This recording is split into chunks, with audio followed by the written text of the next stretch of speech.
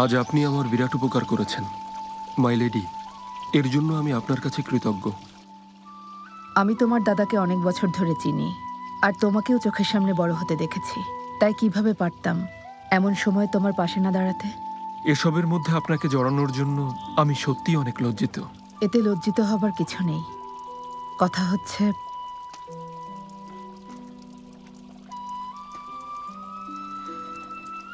এখন থেকে তোমার অবস্থান অনিশ্চিত হয়ে পড়বে। এসব থেকে কিভাবে বেরিয়ে আসবে সে বিষয়ে তুমি কিছু ভেবেছ? আমি জানি তোমার দাদা সবসময় চাইতেন তুমি জুনকে বিয়ে করো।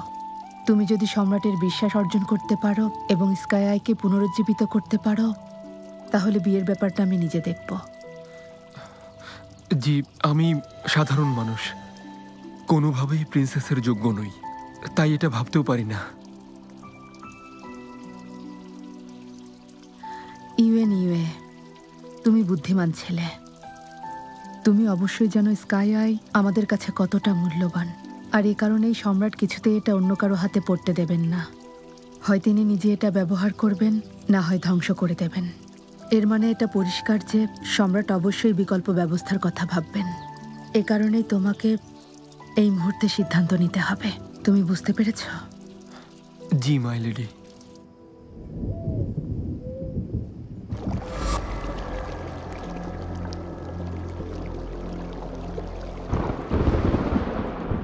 দাদা, ইউএনঝু এখন একটা মৃত মানুষের নাম।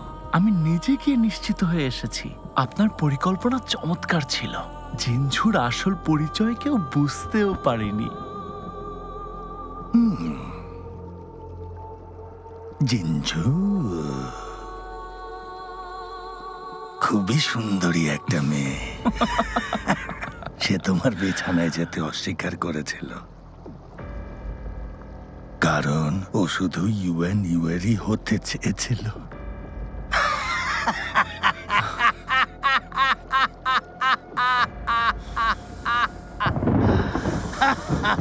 শুধু তাই না, আমাদের মহান সম্রাজ্ঞী আমাকে গ্রিন হিল কোর্টে প্রবেশের নিষেধাজ্ঞা দিয়েছেন। আপনিই বলুন আমাদের পরবর্তী পদক্ষেপ কি হবে? আপনি যা বলবেন তাই হবে। ইউএনঝু মারা গেছে, এখন মোকাবেলা করতে হবে একমাত্র ইউএনইউয়ের। যদি আমরা স্কাই আই এর উপর নিয়ন্ত্রণ রাখতে চাই, তাহলে আমাদের অবশ্যই ওর বিছানায় আমাদের কাউকে রাখতে হবে। তাই মনে হয়? যা ভালো মনে হয় করা। যাও, দাসী পাঠিয়ে দাও। বিরক্ত করো না। এত গুরুত্বপূর্ণ বিষয়ে আমি নিজে তো আর সিদ্ধান্ত নিতে পারি না। কে বলেছে সিদ্ধান্ত নিতে? তুমি কি বোঝো? তোমার জন্ম হয়েছে একটা বাইজির ঘরে। গুরুত্বপূর্ণ কাজে তুমি উপযুক্ত না। বড় না ছোটখাটো কাজে সিদ্ধান্ত নিতে পারো।